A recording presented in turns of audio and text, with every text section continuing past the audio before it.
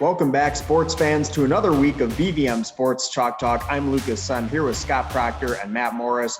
We have a lot on the docket for you, as this time of year in sports always delivers. This weekend marks the NBA All-Star break, so we'll discuss our halfway point MVPs and coaches on the hot seat. Then in the NFL, some breaking news yesterday with J.J. Watt signing in Arizona. We'll break down our thoughts on the fit and discuss Russell Wilson trade rumors. But to kick things off, a topic so controversial and so up for grabs, Scott, as All-Star weekend nears, who do you have as your MVP frontrunner? Yeah, Luke, love the question. I'll be relatively quick here because this is a pretty easy one. Joel Embiid has been and will be the NBA MVP.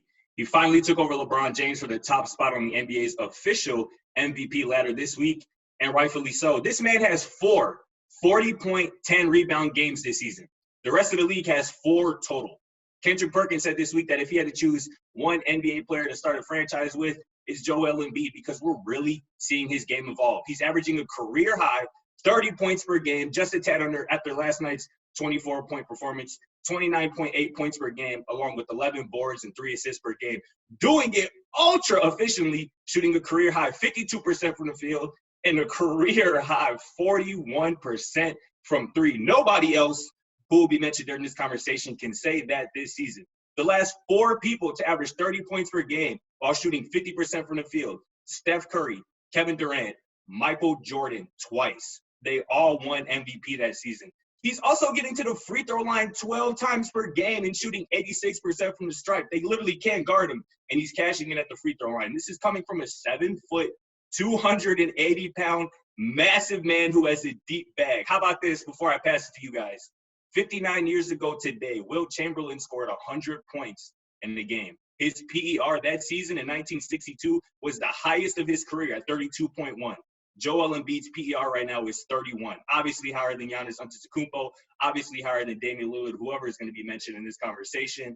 Joel Embiid is the NBA MVP, and anyone saying any name other than his or LeBron James is reaching. Period. Scott, I understand where you're coming from, but for me, it's Damian Lillard. I mean, as of February 26th, he was officially 5th in the MVP rankings. Monty Williams, head coach of the Phoenix Suns, said that the Portland Trail Blazers were a well-balanced team with arguably the MVP right now.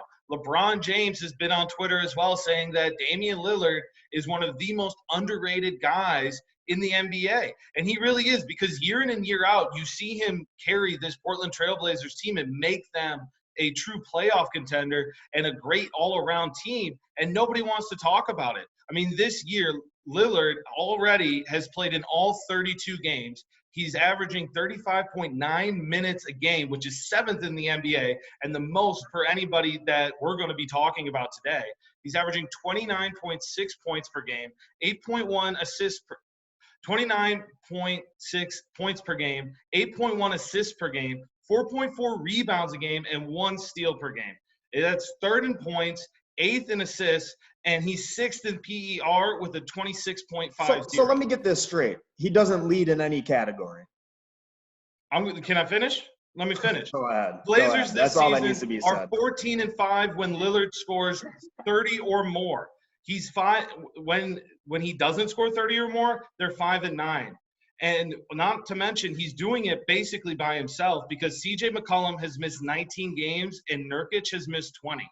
Both are taking their time because they know that Damian Lillard is going to be keeping this team afloat. Not only that, but the Trailblazers are currently 19-14, which is 5th in the West so far, 7 games back of Utah and back of LA. They're only a game and a half behind the Milwaukee Bucks and only 3 games behind Philly.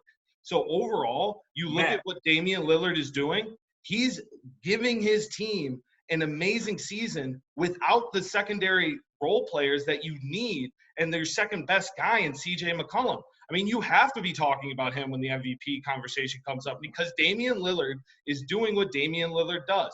Carry the Portland Trail Blazers and do it in a way that makes nobody want to talk about it because it's just that good. Man, I think you're right from the standpoint that Damian Lillard is, kind of criminally underrated year in and year out, and I don't believe he gets the pub that he probably deserves for his game. But I have a question. Do you think Damian Lillard is the best guard in the NBA this season? Because I don't think he is, and I don't think, and with that being the reality, I don't think that warrants really being in the MVP conversation. I mean, I think he is the best guard, and he's not only like, who are you putting ahead of him right now? I'm looking at Steph Curry and James Harden and perhaps even Kyrie Irving. James Harden with guys around him. James Harden with guys around him and Steph Curry. Okay, all those teams besides the Nets, and we're not even talking James Harden for MVP right now. All those we could be, but we're not. You're right. All those guys are on worse teams right now. They're not doing as well. Their records aren't as good as the Portland Trailblazers, and Damian Lillard is having statistically a better season than every guy mentioned. So, if you want to go into the stats, you want to go into the record, you want to go into just how much he affects what the Portland Trailblazers do, it's Damian Lillard all the way. I mean, I would love to go into team record.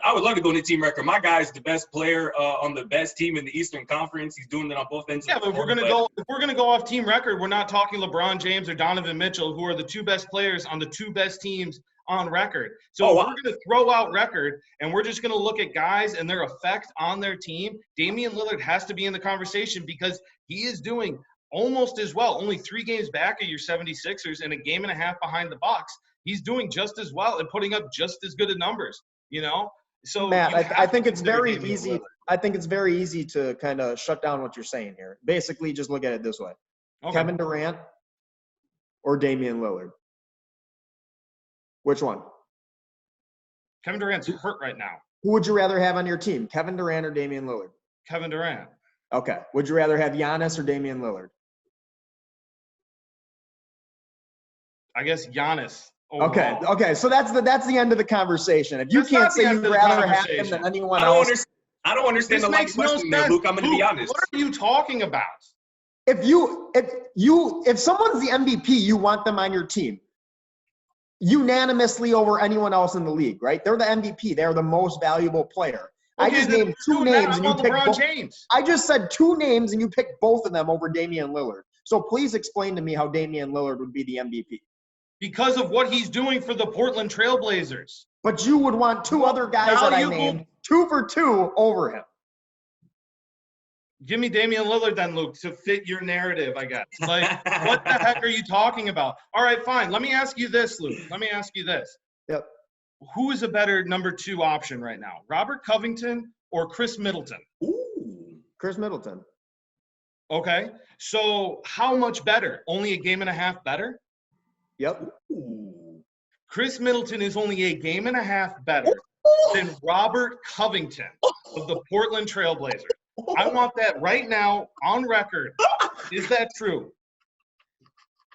He's way better than that, and the Bucks. I'm going to get into that as well. So the Bucks are underperforming with a better number 2 and a better overall supporting cast, and probably you're going to say a better coach, Mike Budenholzer over Terry Stotts, but they're only a game and a half better than the Portland Trailblazers.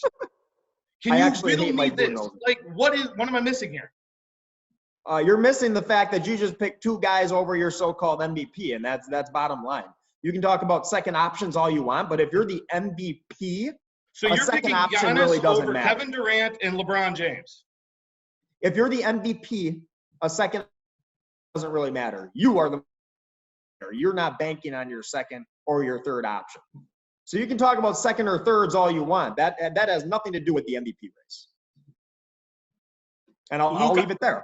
Luke, I would love to hear who your MVP candidate is because I know it's not better than mine. Yeah, I'm going to get into it, and I just ask, please, that you let me get through this without a rebuttal, and then you guys can have at me. I don't think you're allowed to ask that of us as much as you Scott, interrupt. Scott, I let you go. Matt tapped in a little bit. I'm not going to lie, but your take was a little ridiculous. So let me just try to get through this, all right? Look, it has to be Giannis Antetokounmpo. I said it before the season. I said it during their 6-game slide, and I'm saying it now. He will be the MVP for the 3rd time in a row. The Bucks as a collective whole, like I had just mentioned, got off to a slow start this season, but now they're hitting their stride, and they capped it off with 5 wins in a row and a win on national television over the Los Angeles Clippers, where Giannis scored 17 points in the 4th quarter. That's pretty solid for a guy who's not considered a closer. Right, Scott? And speaking of, Giannis leads the NBA in the fourth quarter points this year. Anyways, their last 10 games heading into Tuesday night's game with the Nuggets, Giannis is averaging 33.5 points, 13 rebounds, 7 assists, while shooting 55% from the field and 80% from the free throw line, which has been his Achilles heel all season long. So from simply a numbers standpoint, nobody is putting up these numbers. Nobody is matching them. Joel Embiid could get there from a points and rebounds perspective, but he's assists, not a chance. Jokic could get there from an assist and a rebound standpoint, but he's not going to give you 30 a night. How about so that's three-point shooting? That's what sets Giannis apart. How about three-point shooting? That's what sets Giannis apart. He's a Swiss Army knife that can do something better than your favorite MVP frontrunner. Except shoot threes and free throws. If the Bucks keep winning, which I see happening, and they finish first in the East for the third consecutive time, there is nobody in the league who can take this MVP throne from him. He is more valuable to his team than anybody in the association. And for that reason, Giannis deserves MVP until it's rightfully earned by someone else, which at this point doesn't seem realistic. Okay, Luke, so let me ask your question that you asked me, because I don't think you actually answered it. Kevin Durant, LeBron James, or Giannis Antetokounmpo? Giannis Antetokounmpo, the back-to-back MVP. Okay, and that's why you have no rings. It doesn't matter. Again, you're talking about LeBron James playing alongside Anthony Davis. Now, if you want to talk about getting rings, you can be an MVP without getting a ring. Because MVP. Okay, MVP, and then again, Luke. You're comparing apples to oranges. You just brought up Anthony Davis. Scott with the Sixers has Ben Simmons. You have Chris Middleton with the Bucks. You look at the overall team. And who's going to be the first player to score 21, 6, and 6 on 50, 40, 90 since Larry Bird? Maybe. Mm-hmm. So don't just scoff at the name Chris Middleton, because I'm getting sick of that. I'm not scoffing at it. My point is that if you're going to hold the rest of the Bucks at such high regard, and then you're going to discount LeBron James because of Anthony Davis, then we also have to look at Ben Simmons, we have to look at Chris Middleton, and then we have to look at who Damian Lillard's second best option is, because that's obviously a part of the MVP voting. Matt, you are comparing apples to oranges. To win an NBA championship, we have seen time and time again, you need good players at your side. And that is why LeBron James with Anthony Davis, 2 top 5 players in the world, were able to win an NBA championship. So the MVP, let me finish, please. The MVP award is a single person award. It is not based around who you are playing with. It is what you do. It's the numbers you put up.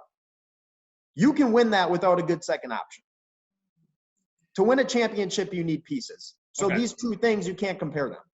Okay, unless I've been mistaken, the biggest knock on LeBron James normally when it comes to MVP voting is his second best option.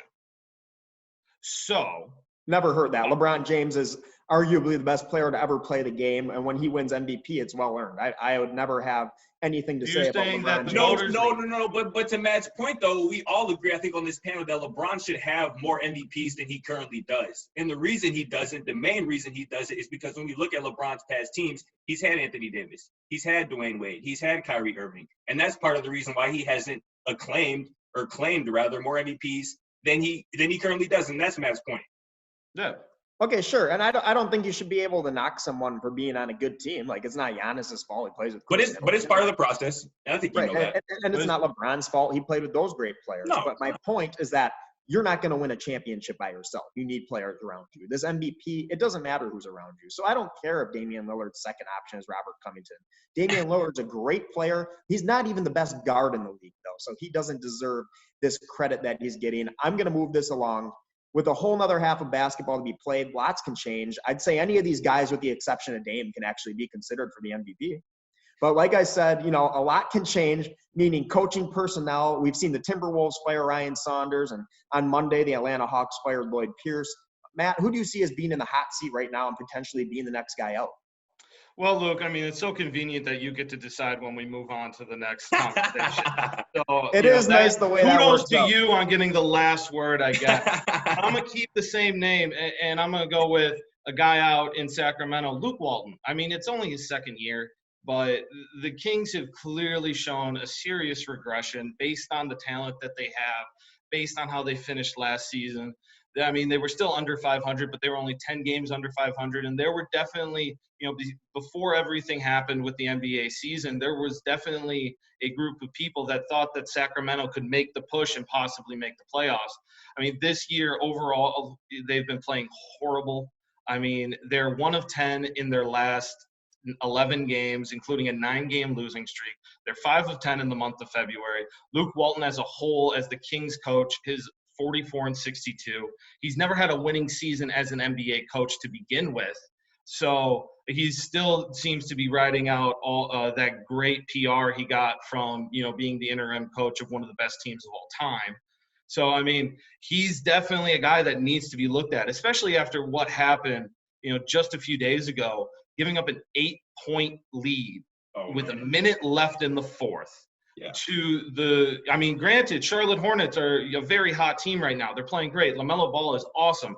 I love the Charlotte Hornets, but you don't give up an 8-point lead like that with a minute left in the game. You also don't let P.J. Washington score 42 points on you. Like, he averaged he averaged a point a minute in that game. It's insane. You can't do that. Mm-hmm. They're the worst defensive team in the league, allowing 120 points per game. And honestly, it's just, time to move on and start looking towards how you salvage this Kings roster that, if you look at it, there's some pretty intriguing players besides Tyrese Halliburton and De'Aaron Fox. Buddy Hield has been a great player. Harrison Barnes has been a solid NBA guy. Marvin Bagley is somebody who I think we all expected to perform better than he has, but I think there's still something there. With the way that, if you look at Lloyd Pierce getting fired and you look at Saunders getting fired, both these coaches, I guess the biggest knocks on them were that they were underperforming with the talent that was on the team. And it doesn't seem like anybody has patience this year to wait and see, to figure out if they'll, change it. Luke Walton should not get the patience if these other two guys haven't. And he is definitely someone who is on the hot seat moving forward after the All-Star break. Matt, I completely agree. I think that's well said. If Lloyd Pierce is fired in Atlanta, then Luke Walton should be succumbed to the same fate. There's been plenty more to be desired in Sacramento than what has been shown recently. But where I'm going to go here, it's not imminent or anything, that would happen mid-season. But I'm looking at a guy who has been on the hot seat for over a year now, in my opinion, and that's Mike Budenholzer. The Milwaukee Bucks are playing their best basketball of the season right now, and in the midst of a 5-game winning streak, on the heels of a 5-game losing streak, of course. But Bud can't save his job during the regular season. When you're up 2-0 in the Eastern Conference Finals and then proceed to lose 4 straight, that's a problem. When LeBron James has been out of the Eastern Conference for 3 years now, and you have 0 finals appearances with the back-to-back MVP, that's a problem. Ultimately, although the book isn't written yet just on this season, I see a team that has regressed over the past 3 seasons. You make it to the Eastern Conference Finals in 2019. Then you're gentlemen swept in the conference semis in 2020. And now you're the 3rd best team in the conference in many people's eyes. So when you take all that into account, along with Bud's history of playoff collapses in Atlanta, along with his lack of creativity and out of bounds or late game situations, and again, the fact that you have the back-to-back MVP with no postseason success to speak of, Mike Budenholzer should and will be fired if the Bucks don't at least appear in the NBA Finals this year. I know this isn't a hot take either, because I personally know Bucks fans, including one on this very panel, who feels the same way. So, Luke, I'd love to hear maybe what you want to say about that, or love to hear your pick also about maybe a coach who might be on the hot seat. Yeah, definitely. I think that absolutely Mike Budenholzer is on the hot seat. His late game creativity, like you said, it's always a double screen, Middleton to the corner, and a guy so predictable. It's so easy to defend. And I've seen it. And, as a coach myself, I've used the play because I've seen it work. But when you run it over and over and over again, it stops working. And it's the only thing that he does every single time. And so the late game creativity is the main thing for me. The playoff losses, he just has trouble adjusting to different schemes and, adjusting to players' strengths or weaknesses. He treats the playoffs like a regular season game, which is frustrating. So absolutely, if they don't do something here soon, I think he should be on his way out. But my pick's going to be Dwayne Casey. And here's my thing with Dwayne Casey. I just think he's overrated. He built his reputation in Toronto from 2015 to 2018, where they had 3 consecutive 50-win seasons, but I think more than anything, Casey was a beneficiary of a solid Raptors team. This is a team with DeMar DeRozan, Kyle Lowry, Terrence Ross, Jonas Valanciunas. And the guys on the court are the ones who make it happen ultimately, right? So still, they made it to the Eastern Conference once, and then in his final 2 seasons in Toronto, they were swept by the Cleveland Cavaliers in the Eastern Conference semis. But because any of this, it transpired in Toronto. Before that, though, Casey was a head coach in Minnesota for 2 losing seasons. And when he initially arrived in Toronto, they were a losing team for his first 2 years. He's never had a winning reputation. You put Nick Nurse in there. Granted, Nick Nurse had Kawhi Leonard, but he took them to an NBA Finals. I mean, you get the idea, right? It begged the question, was Dwayne Casey actually a good coach? His reputation was built on being a talent developer. And these past 3 seasons in Detroit, he's had talent to develop, but nothing's really come of it. Right now, they have 4 solid rookies whose contributions have led to 9 total wins. He's lost Blake Griffin. They traded D Rose to the Knicks. I think the franchise is kind of stuck in the mud right now, which is sad for a historically tough Pistons franchise. I think a change could benefit them. One thing that I think has kept Dwayne Casey here for this long is that he's a great player coach. I will say that. The relationships he builds with his guys are recognized across the league. He seems like a great guy, but the wins will have to come around eventually for him to stick. But the NBA will be taking a hiatus over the weekend, so we'll be taking a break from the NBA as well. When we come back, we'll be moving to the NFL, where the NFC West just became a whole lot tougher. This is Chalk Talk.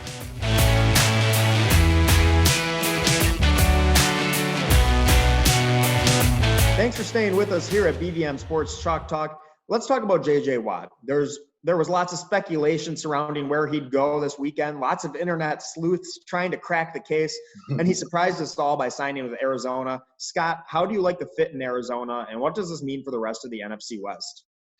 Yeah, I think that second question is really the most important one. There's a lot of different ways to look at this, but at the start, this move to me, I believe is the final straw that will result in Russell Wilson playing the 2021 season elsewhere. Because seeing Aaron Donald twice a year, Nicky Bosa twice a year, and now J.J. Watt along with Chandler Jones twice a year is just entirely too much for the most sacked quarterback since 2017 to overcome. Those are your most important games, but we'll get to that later. Arizona is better now because of J.J. Watt, period. Even in his older age, he's still a guy who offenses have to game plan for, evidenced by how often he's double-teamed. And with Chandler Jones on the other side, they'll cause serious problems against the pass and in run fits. Budda Baker is an all-pro, do-it-all safety, and Isaiah Simmons, the Cards' first-round pick last year, had a strong finish to the season and looks like a real versatile weapon. He can impact the game at all 3 levels. So J.J. Watt improves an already solid defense, but I also think J.J. is looking at the landscape of this division. It's obviously the best division in football. I think we all agree there.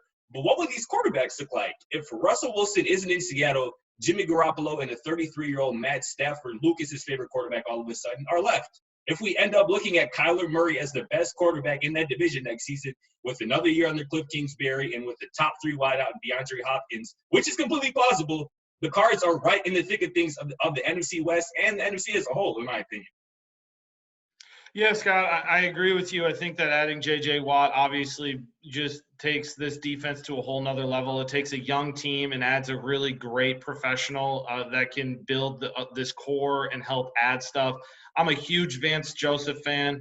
I think that he got a bad rep in Denver. That was just a bad overall team. It wasn't a good setup. He's done great with the defense, I think, with the Cardinals, and he'll build with this J.J. Watt move. And Vance Joseph is an important name to bring up because I believe him and J.J. Watt have a past. Vance Joseph was, I believe, either the defensive backs coach or the safeties coach in Houston for all those years that, obviously J.J. was there in Houston. Yes, he was. And that was obviously – and with DeAndre Hopkins as well, that was another big reason probably why J.J. Watt went to the Cardinals when all of us were thinking, he was going to go somewhere else.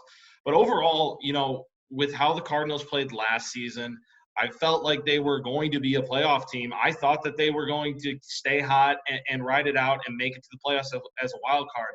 To lose out to the Chicago Bears, I mean, this now is, the pressure's on for Cliff Kingsbury. That's what I get from this J.J. Watt move. You're in the best division in football. You have what looks to be a franchise quarterback. You have one of the best wide receivers in the game. You have a great defense now with multiple talented, as you said, Scott, multiple talented players. And now the pressure's on Cliff Kingsbury to really show that he can be a winning coach and a winning head coach and not just this offensive guru that can build a great offense. I mean, if that's the case, he needs to be offensive coordinator. So, moving forward this season especially, everyone's going to be looking at Cliff Kingsbury to take this team to the next level and make that step to where, are they Super Bowl contenders? I don't think so. I'd have to at least see a little bit of game film before I go even that far. But they are playoff contenders, and they should be fighting with the LA Rams. And if Russell Wilson stays with the Seattle Seahawks, they're going to be fighting and vying for that, winning that division. And so the pressure's on Cliff Kingsbury. Right, and I'm on board with both of you guys here. I love this move by JJ. First of all, he's getting lots of money. Good for him. That's ultimately what these guys work so hard for all their life. So to criticize him for that, anyone who's doing that, that's kind of weak. Second, people are sleeping on the Cardinals. This is a team that will compete. The Cardinals were 8-8 this year, and they lost 5 games by just 1 score. Allegedly, JJ was looking at the quality of a QB when deciding what team he was going to go to, and that's a big endorsement of Kyler Murray. Kyler Murray is a true dual-threat QB, and JJ had higher money offers from the Cleveland Browns and from the Indianapolis Colts. But clearly, he knows how the AFC works. This is Patrick Mahomes running the show, and so he wanted to get out of there. And now he's alongside Chandler Jones in Arizona, who since 2011, Jones is number 1 in sacks and Watt's number 2. Of course, they'll be losing Patrick Peterson, but I think they're going to fill that void. And in the meantime, Drake Kirkpatrick and Budda Baker, they won't be too shabby. But now, like I've said on this show before, I think the Rams are going to be the Super Bowl champions this year. So JJ won't be winning a ring in Arizona. But leaving Mahomes AFC surely improves his chances. And lastly, I think this also moves Russell Wilson out of Seattle. Originally, I had said there's nothing to see here, Scott. I am saying this, but this situation's gone on a lot longer than I expected. Wilson released a list of teams he'd accept a trade to. And, now this is a real problem. Getting sacked too much is just going to be worse now in this NFC West. I think he'll be on a new team come the 2021 season. Now, that list of teams Russ was willing to go to was the New Orleans Saints, the Dallas Cowboys, the Chicago Bears, and the Las Vegas Raiders. Matt, who do you think should trade for him, and what would a package look like to have to secure him?